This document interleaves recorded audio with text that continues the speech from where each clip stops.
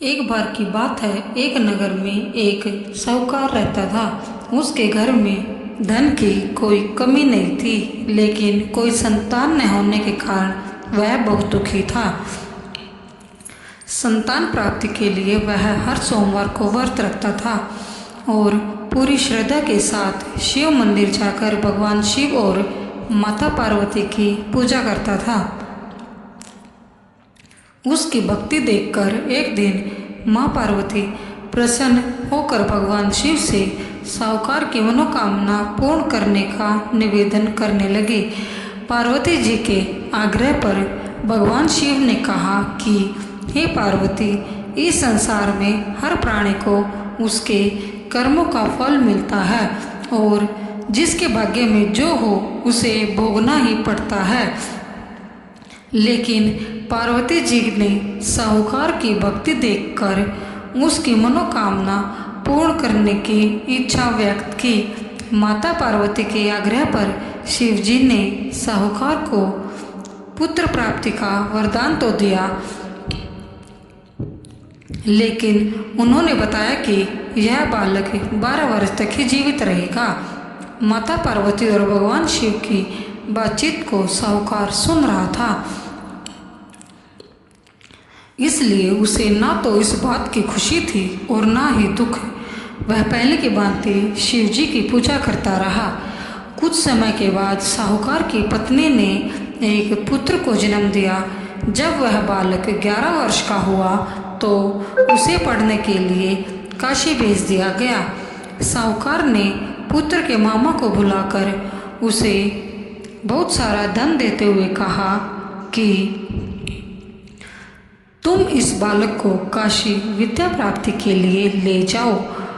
तुम लोग रास्ते में यज्ञ कराते जाना और ब्राह्मणों को भोजन दक्षिणा देते हुए जाना। दोनों मामा भांजे इसी तरह यज्ञ कराते और ब्राह्मणों को दान दक्षिणा देते काशी नगरी निकल पड़े। इस दौरान रात में एक नगर पड़ा, जहाँ नगर के राजा की कन्या का विवाह था, लेकिन जिस राजकुमार से उसका विवाह होने वाला था वह एक आँख से काना था।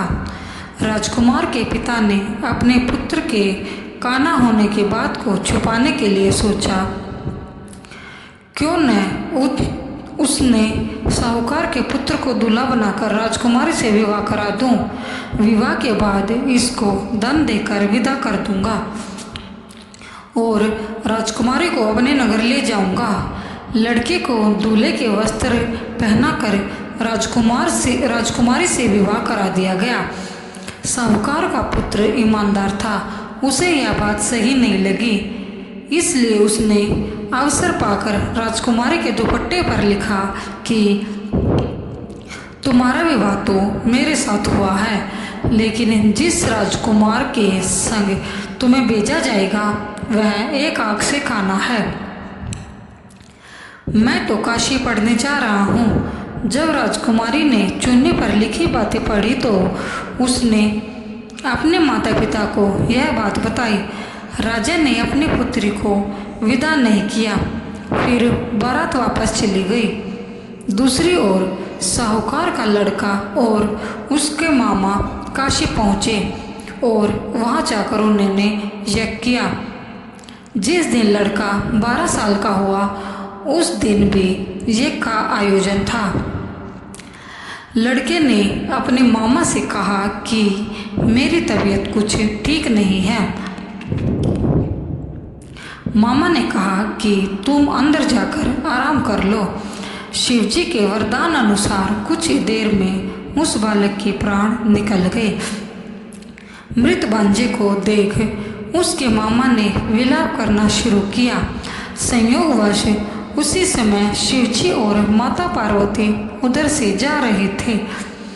पार्वती माता ने भोलेनाथ से कहा, स्वामी, मुझे इसके रोने के स्वर सहन नहीं हो रहे। आप इस व्यक्ति के कष्ट को अवश्य दूर करें। शिवजी मृत बालक के समीप गए तो वह बोले कि यह उसी साहूकार का पुत्र है जिसे मैंने 12 वर्ष की आयु का वरदान दिया था। अब इसकी आयु पूरी हो चुकी है। लेकिन मातृभाव से विभोर माता पार्वती ने कहा, हे महादेव, आप इस बालक को और आयु देने की कृपा करें, अन्यथा इसके वियोग में इसके माता पिता भी तड़प तड़प कर मर जाएंगे। माता पार्वती के पुनः आग्रह पर भगवान शिव ने उस लड़के को जीवित होने का वरदान दिया। शिवजी की कृपा से वह लड़का जीवित हो गया। शिक्षा पूरी करके लड़का मामा के साथ अपने नगर की ओर वापस चल दिया। दोनों चलते हुए उसी नगर में पहुंचे जहां उसका विवाह हुआ था। उस नगर में भी उन्होंने यज्ञ का आयोजन किया। उस लड़के के ससुर ने उसे पहचान लिया और महल में ले जाकर उसकी खातिरदारी की और अपनी पुत्री को विदा किया।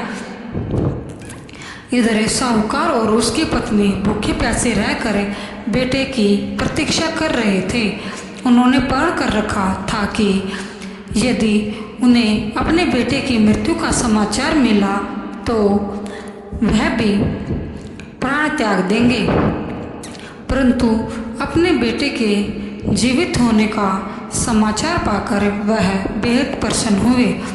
उसी रात भगवान शिव ने साहूकार के स्वप्न में आकर कहा, हे श्रेष्ठी, मैंने तेरे सोमवार के व्रत करने और व्रत कथा सुनने से प्रसन्न होकर तेरे पुत्र को लंबी आयु प्रदान की है। इसी प्रकार जो कोई सोमवार व्रत करता है या कथा सुनता है और पढ़ता है, उसके सभी दुख दूर होते हैं और सभी मनोकामनाएं पूर्ण होती है। जय भोलेनाथ। ओम नमः शिवाय।